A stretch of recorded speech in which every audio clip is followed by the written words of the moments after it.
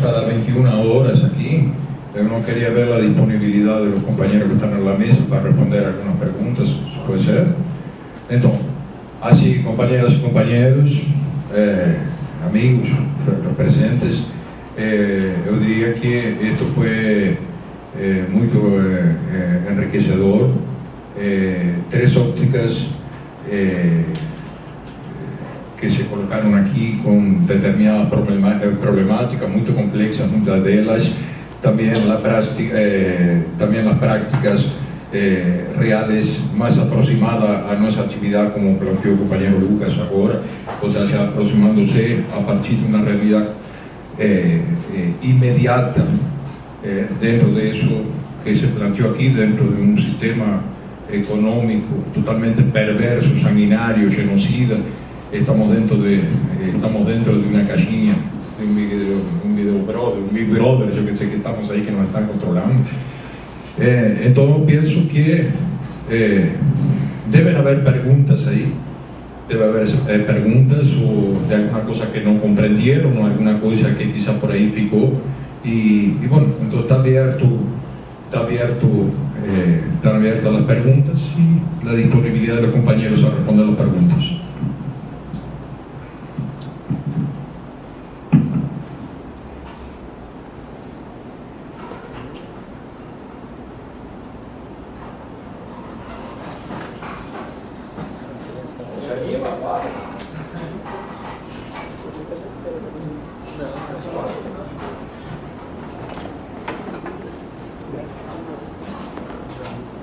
Vos traduciste, Eduardo. Si me preguntan algo a mí, tenés que traducir. Bem, eu queria, em primeiro lugar, agradecer o convite do companheiro Eduardo da Nancy, para participar dessa atividade, que meu nome é Guilherme Jordano, e cumprimentar os companheiros da mesa aqui. Tá? E eu queria colocar aqui que eu venho de uma tradição provavelmente totalmente diferente da maioria aqui presente. Eu militei durante 11 anos no interior do Partido dos Trabalhadores. Nós somos a primeira corrente expulsa, uma corrente chamada Causa Operária. Inclusive o companheiro aqui da mesa fez uma referência ao trotskismo. A gente levanta a bandeira, né, do programa de transição. Nós chamamos que tem uma vigência histórica. Esse programa foi escrito em 1938, né, antes da segunda carnificina que o imperialismo e o capitalismo promoveram no mundo. Né. Eu queria parabenizar aqui os companheiros da mesa pela riqueza do debate, né, embora não concorde integralmente com as ideias colocadas aqui. Não é? E o que eu queria dizer aqui é o seguinte: olha, a nossa posição enquanto marxista, não é que a diferença que a gente tem em relação ao anarquismo, aquelas coisas que se reivindicam autonomistas, o entendimento é muito simples. Nós entendemos assim, que se a bancarrota mundial que o capitalismo se encontra nesse momento, não é? Que essa situação, essa realidade objetiva, essa realidade dada por si só, não é? A maioria da população mundial, os trabalhadores que estão sendo espoliados, estão sendo, né, explorados no mundo inteiro, né? Só por essa condição, tá? Somente por essa condição foi suficiente para que a gente derrotasse o capitalismo, sem a necessidade de construir a questão subjetiva. E aí a nossa diferença, né? Nós advogamos, não é, no Brasil e no mundo inteiro, a construção de partidos operários para preencher essa ausência que falta aqui no Brasil, inclusive, que é a construção de um partido operário revolucionário, né, para levar as massas, né, que estão sendo aí jogadas eu sou servidor do Ministério do Trabalho e Emprego há 28 anos, na rua da amargura, no desemprego, pagando a conta dessa crise. Então essa é a nossa grande diferença, né, em relação aos companheiros que reivindicam autonomia e anarquistas. Nós entendemos que há que preencher essa lacuna, que é a questão de construção de um partido operário, né, que coloque um programa, não é, que bem claro, não é, que não omita as suas posições, né, de defesa da revolução mundial do proletariado. Então essa é a nossa diferença. Eu queria até, companheiro Bruno, né, por coincidência, né, eu acabei numa troca com o Marcelo Rep da Zero Hora, né? Eu mandei um link de um vídeo que tem no companheiro sobre a questão do Estado Islâmico, né? E você depois deu uma entrevista. Então você me deve essa entrevista para mim, porque quem criou o debate fui eu. Agora tenho o prazer de estar conhecendo o companheiro aqui, o senhor da Unicinos, né? Relações Internacionais. Então esse Marcelo Beck, editor da Zero Hora, que é um subsidiário da Rede Globo, né? Dessa infame, né? Desse canal de comunicação que nasceu junto com a ditadura militar. Ele escreveu uma coluna dizendo que teria que a solução para a questão do atentado em Paris era fechar as portas, né, para os refugiados no mundo inteiro. Ele termina o artigo dele falando isso. Foi nesse sentido. Quando eu vi a tua entrevista, eu mandei na hora para ele, né? Então ele propõe democraticamente que os companheiros lá que estão sendo, estão pagando a conta da crise, uma crise humanitária, né, que dá para você dizer que a ponta do iceberg dessa verdadeira banca-vada podridão que está vindo abaixo, não é? Ele propõe, democraticamente propôs nessa coluna que ele escreveu, que se fechasse as portas, que a solução era fechar, e a Angela Merkel agora já anunciou, né, no Congresso da União Democrática Cristã, que, né, aplaudida efusivamente, que vai fazer o programa da Zero Hora e da Rede Globo lá na Alemanha, vai começar a diminuir o número de refugiados já. Então é isso, eu queria agradecer aqui o convite. Eu acho que esse debate aqui a gente tem que fazer, tem que aprofundar, tem que começar a fazer que atinja milhares, milhões de pessoas, que a revolução vai se dar através da ação de milhões, na minha opinião, e muito agradecido pelo convite e por estar participando desse espaço aqui.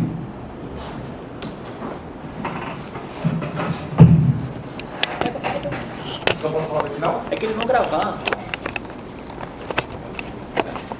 Sei lá, não estou mandando nada, só acho que pelo áudio, né? Na captura do áudio. Boa noite a todas e todos. Eu sou Gilmar Gomes, eu represento aqui a incubadora de economia solidária da URGS, presente aqui nesse prédio. Eu agradeço o convite de estar participando aqui, foi muito enriquecedor.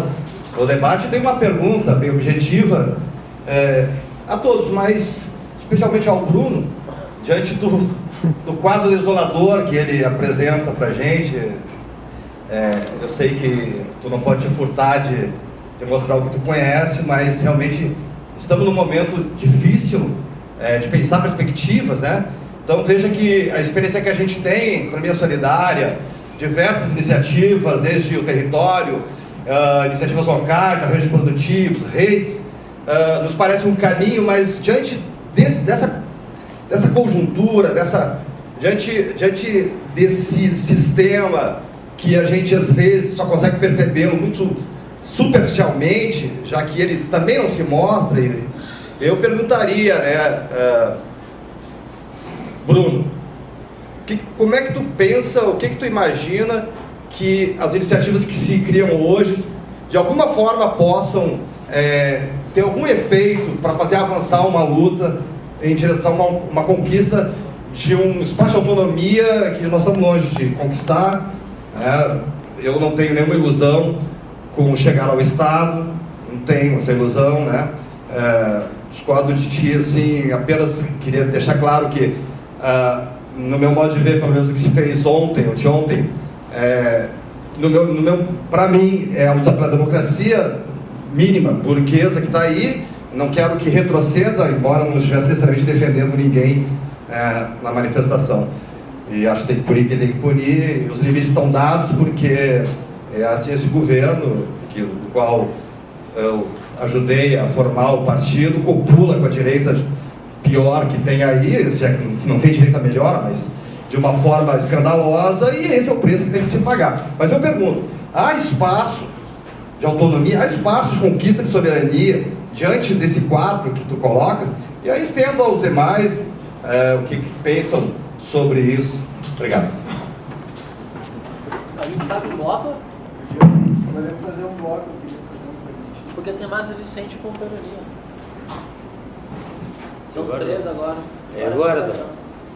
Tá aqui, bom, agora abriu.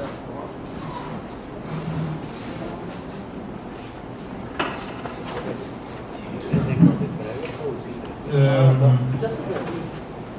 Eu queria fazer mais uma pergunta um pouco, eu queria comentasse um pouco sobre o quão determinante que é, né, trouxeram vários aspectos econômicos, né, principalmente os dois primeiros participantes, né, que a gente sabe que essa é uma realidade muito complexa, né, a questão econômica, né, e quando a gente quando atravessa, né, na questão da nossa formação política, né, a gente pega e nas nossas análises a gente pega e separa, né, mas a gente sabe que está tudo intricado, assim, né, e às vezes quando a gente simplifica demais realidades complexas, né, em modelos, a gente acaba se afastando do concreto, né, e perdendo o contato com a realidade, assim, né.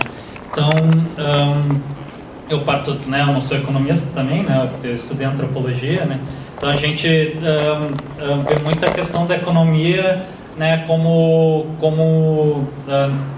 desse modelo, né, da economia capitalista como um discurso, né, que acabou, né, se sobrepondo a outros discursos, o discurso da escassez, né, o discurso o Marshall Salins, ele pega e bota da sociedade da escassez versus a sociedade da afluência, né? E como isso vai formando uma subjetividade capitalista, né?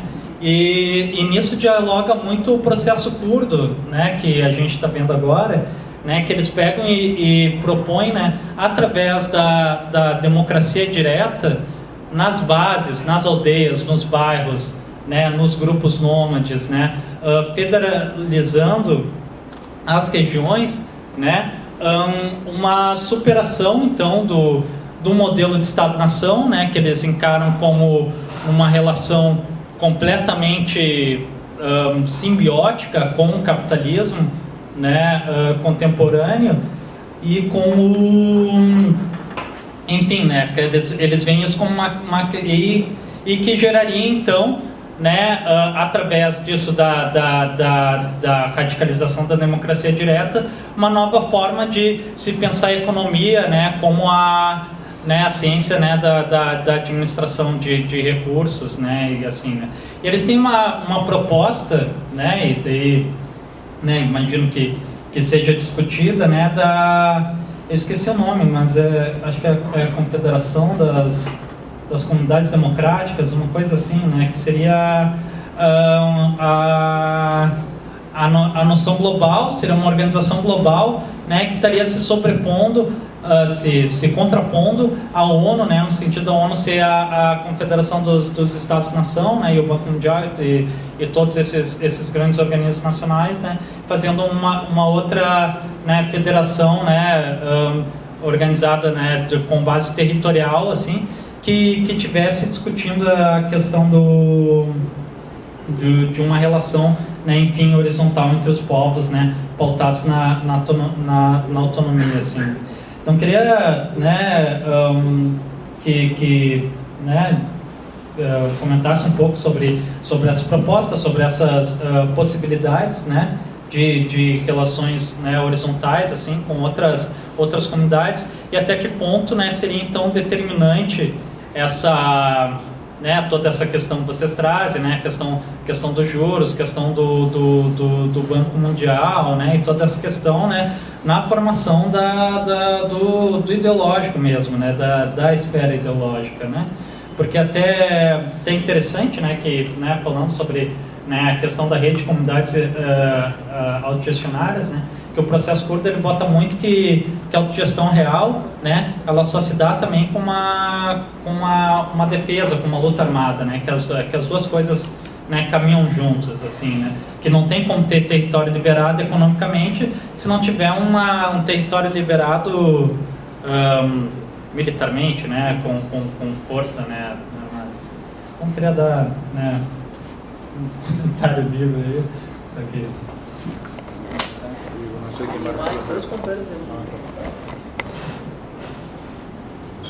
só queria uma colocação de vocês três, assim, tipo, como que as ideologias de maneira geral podem atrapalhar, no caso, essas tentativas autogestionárias.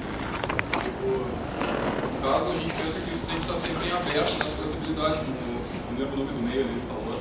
E eu queria que vocês comentassem sobre assim, como as ideologias podem estar, tipo, fechando um pouco isso pelo fato de ser uma ilusão ao ter a realidade, enfim. Não sei se vocês entenderam o que eu vou colocar. Tem mais dois computadores.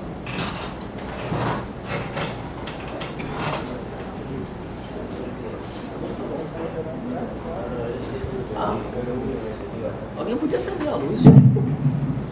Boa tarde. Primeiro agradecer, né? Eu sou do quilômetro Fortaleza, em São Paulo. Território autônomo também, um pequeno território autônomo da cidade.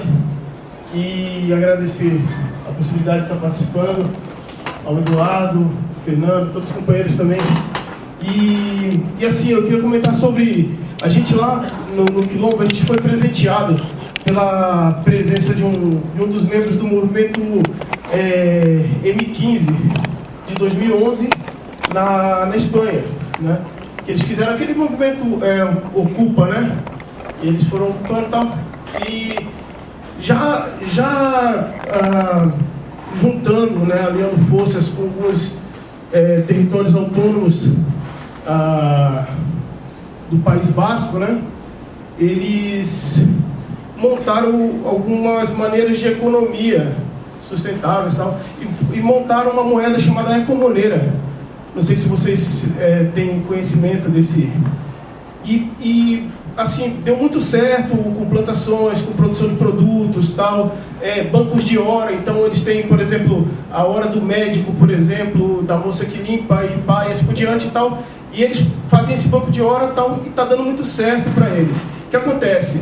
Chegou o ponto deles comprarem mais terras, né, para coletivizar tal, expropriar também mais terras e produzindo tal. Resumindo, o banco Deutsche Bank pediu para participar também da Ecomonera tal, toda essa coisa.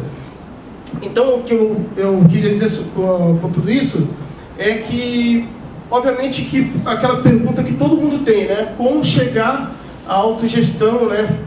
Foi falado aqui na mesa, talvez a força, talvez de maneira tomando a população se armando, tal, esse tipo de coisa, tal, tudo mais. Lá o que eles fizeram? Eles foram se impondo, ou eles compravam terra, ou expropriavam, ou se utilizavam de crime de estelionato para levantar recursos no banco e comprar terra para produzir e tal. Então é possível, aí a minha opinião e a minha pergunta para vocês é que assim, a possibilidade está acontecendo lá de eles conseguirem fazer isso, não diretamente armado, né?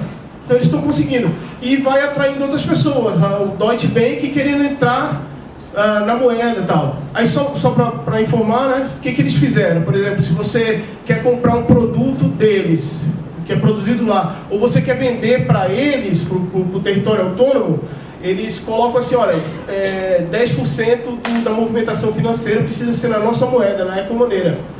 Assim eles obrigam que, por exemplo, o Deutsche Bank, se for participar, utilize essa moeda novamente. Para utilizar, vai utilizar dentro do território autônomo. Então, a possibilidade real. Eu queria saber o que vocês pensam dessa realidade na América Latina. Legal. Tem mais gente. Tem um monte, na verdade. Que bom. Acho que eu acompanho o que está ali, depois eu acompanho. Eu estou coordenando divertido aqui, não tem ninguém no evento coordenando. Coordenando que eu estou olhando. Ninguém no evento coordenando. Eu queria mais, questionar e problematizar uma questão que eu tenho visto muito na região, pelo fato de eu mesmo estar interagindo com diversos meios, que é a problemática que há entre o anarquismo de massas e o próprio estilo de vida, que as pessoas do anarquismo, da autogestão, que muitos acabam adotando aquilo como um fim e não como um meio, e que acabam se isolando de redes autogestionárias com princípios ou valores que tentam quebrar com questões liberais, porque muitas zonas autônomas independentes, zonas autônomas da região, algumas têm adotado adotado uma postura utilitarista, tendo aquilo como um fim, e acabam se isolando de esferas de organizações sociais e políticas. E isso não pode gerar um círculo vicioso, ainda mais que a mídia hoje tem cooptado muito essa ideia de autogestão, de zonas autônomas, e talvez seja uma questão que se abordar. Vocês acham de fechar o relatório? É que só tem mais uma companhia escrita. Desculpa, perdão. Bom, o que o Bruno falou é muito complicado, a gente chega a ficar atordoado, né? Porque eu vi que na medida que foi falando, parece que todos aqueles vídeos, notícias, informações que a gente recebe toda hora, desfilaram diante dos meus olhos assim, né? A gente está vivendo realmente um momento muito complicado e fica bem difícil a gente pensar assim, como é que, né? É horrível a gente dizer assim, parece que não tem solução, né? E o que o Lucas falou, então, o Lucas falou algumas coisas como rotas de fuga, né? E aí, quando tu estava falando, eu me lembrei daquele livro, A Teia da Vida, né? Sobre os padrões, fui me lembrando, acho que é uma coisa bem interessante da gente ver essa questão de não nos fixarmos em nada, assim, né? Nem na horizontalidade, nem na verticalidade, porque elas acabam se fixando, né? E a ideia do espiral foi bem motivadora. E aí, entre as várias propostas que nós vimos aqui, né, os cursos, várias propostas de solução, tentativa de solução, cursos e tal, eu não deixei nem um minuto de pensar nas nossas populações originárias como formas de resistência, né? Porque eu me lembrei de Mapuches, aqui no Chile, porque que forma eles resistem, né? Os Mapuches ali é diferente dos nossos povos, porque eles usam as armas, eles têm um confronto mesmo mais, assim, eles têm um confronto com os carabineiros de lá, bem, né, diferente dos nossos indígenas aqui, que são desarmados, que lutam com flecha, com pau, né, quando lutam. Mas qual é a forma da resistência dos nossos povos, do povo originário nosso aqui? Eles resistem, né? Eles estão ali, aqui na Rua da Praia, a gente tem os Guarani Mibiás, os Raigangues resistindo, sentados ali. Eles não estão pedindo esmola, eles estão vendendo os artesanatos deles ali, e eles incomodam, porque as pessoas passam ali, tipo, estão ali sem fazer nada, sujos, né? Parecem vagabundos, sujos. Eu ouço isso de pessoas que vêm falar para mim, porque sabem que a gente está nessa questão, na luta em defesa dos povos originários e dos quilombolas. E aí eu digo para eles assim, mas eles não estão te pedindo nada, eles estão ocupando um espaço que é deles. Esse espaço era deles. Nós é que estamos atrapalhando, no caso seria pensar. Então são formas de resistência, né? E eu não consigo pensar em nós resistirmos ou nós travarmos uma luta que seja realmente que mude alguma coisa, repetindo os erros passados. Eu acho que tudo que está para trás de nós, todas as formas, todas as ideologias, todos os manuais aos quais nós nos apegamos e nós tentamos, eles estão para trás. E eu acho que a gente tem que... Nós somos seres com capacidade e nós temos essa inteligência que nós mesmos desconhecemos e que é a inteligência desses povos originários que estão aqui há mais de 500, né? Estão há milhares de anos aqui, mas há mais de 500 anos sofrendo essa pressão. E que inteligência, que poder eles têm de estarem sobrevivendo a tudo isso que nós, como uma sociedade, não enxergamos. Né? Fazemos e não nos conscientizamos que estamos fazendo. E eles estão ali. E se há alguma salvação para a nossa sociedade, eu acredito que seja se nós nos voltarmos para as formas de vida que eles têm, que é a única que não nos separa da natureza, porque a nossa sociedade é nós e a natureza, e nós desenvolvemos aquilo que achamos que era o controle da natureza. Na verdade, nós não controlamos coisa nenhuma. E eles têm uma visão da natureza que é eu sou a natureza. Eles são a natureza. Eles não se separam da árvore, nem da terra e nem da água. Eles não têm essa visão distorcida que nós temos, que nós nos separamos. Então, eu acho que a gente tem que observar um pouco mais esse viver, essa forma de vida, a essência que manteve esses povos vivos até hoje, se nós quisermos sobreviver. Eu acho que realmente, e só para terminar assim, meu pensamento, eu fico isso que tu falou, Lucas, eu não consigo enxergar em grande escala. São pequenas escalas que vão ter que se reproduzir. Eu penso que é isso, sabe? São pequenos grupos. A gente não consegue imaginar uma transformação. Brasil, o Rio Grande do Sul, Porto Alegre, um lugar imenso. Como é que a gente vai fazer para lidar com isso tudo? E cada pessoa com um pensamento diferente, não sei o que, e uns são de A, outros são de B. Como é que a gente vai conseguir? Pequenas escalas, pequenos grupos fazendo algumas coisas. Eu acho que é por aí, pequenos grupos fazendo alguma coisa e tendo essa visão voltada para a natureza e não para nós, porque nós pensarmos nos nossos manuais e nas nossas técnicas e nos nossos conhecimentos, nós estamos ralados, sabe? Nós estamos fodidos, sabe? A gente tem que voltar e olhar para como é que os povos originários estão se mantendo vivos e o que eles propõem. Prestar um pouco de atenção nisso.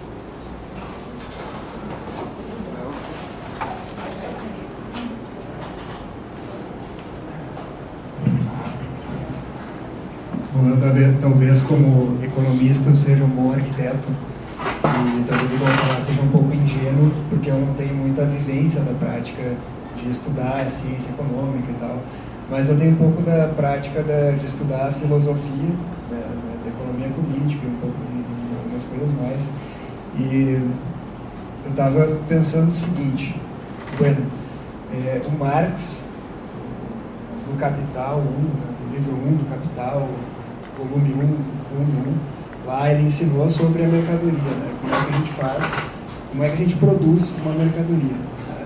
E um dos componentes principais de uma mercadoria, ou talvez o componente fundamental de qualquer mercadoria, é o valor de troca, quer dizer, o valor de uso já é uma contraposição ao valor de troca, e daí a gente pode falar de valor, simplesmente de valor.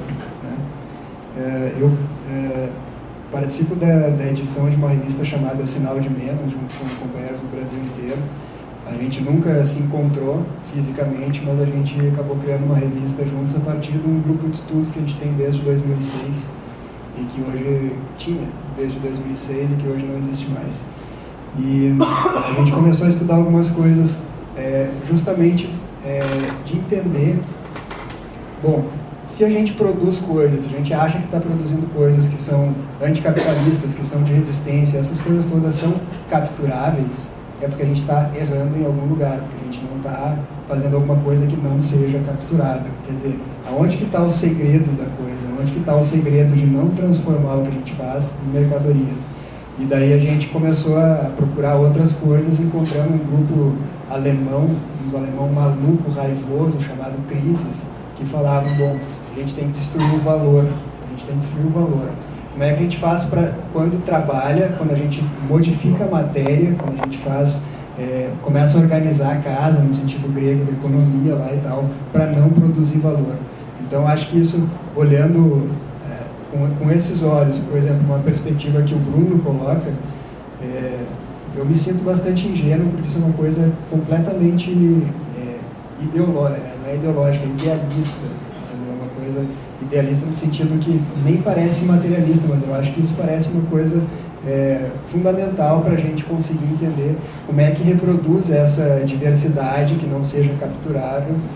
E daí eu pergunto para todos, assim, eu estava falando sobre isso com o William ontem também, não seriam as pessoas, os não rentáveis, os realmente revolucionários, entendeu?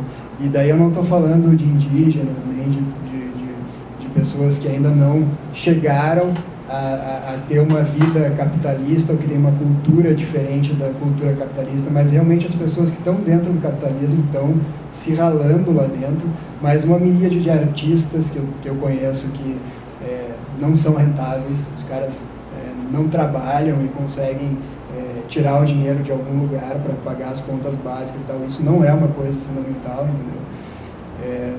Enfim, coisas que a gente faz no cotidiano, coisas que a gente que me parecem que elas não geram esse valor, que elas não são mercantilizáveis.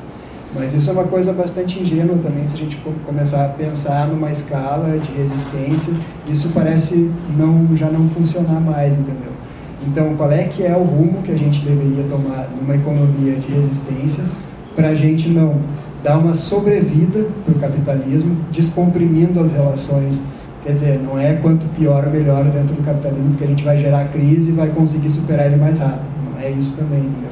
Mas como é que a gente faz para conseguir criar coisas que realmente avancem para um outro lado, que não seja uma descompressão do próprio capitalismo, como foram várias experiências socialistas no mundo, que é essa avaliação que muitos teóricos fazem sobre isso. E como é que a gente faz isso agora, né? Que parece que aquela coisa, o que fazer, não é uma pauta viável para nós. É isso, obrigado.